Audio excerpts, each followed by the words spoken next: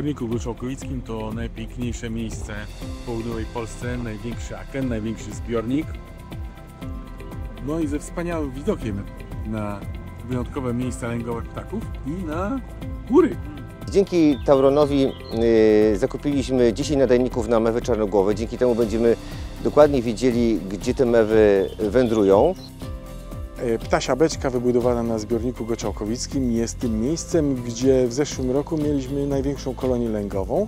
Stąd też w tym roku podjęliśmy decyzję, że będziemy prowadzili badania na najwyższym światowym poziomie właśnie na tym gatunku, z zastosowaniem najnowszych technik, technologii, śledzenia przemieszczeń ptaków dzięki specjalnym nadajnikom umieszczanym na wyrośniętych pisklętach mewy czarnogłowej. Nadajnik ma uprząż z teflonu.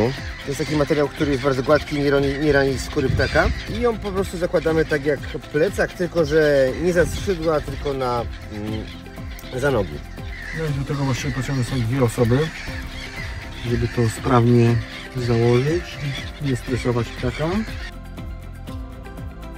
I zobaczymy, jakie będą losy tych ptaków, które urodziły się tutaj na zbiorniku Goczałkowickim. Przede wszystkim dowiemy się również, jak wygląda ten moment, kiedy młode mewy wylatują z kolonii i co się wtedy z nimi dalej dzieje, gdzie żerują, gdzie przybywają w tym krótkim okresie między wylotem z kolonii a zimowaniem. Nikt do tej pory nie zakładał nadajników na młode mewy czarnogłowe. Ten etap ich życia jest nieznany.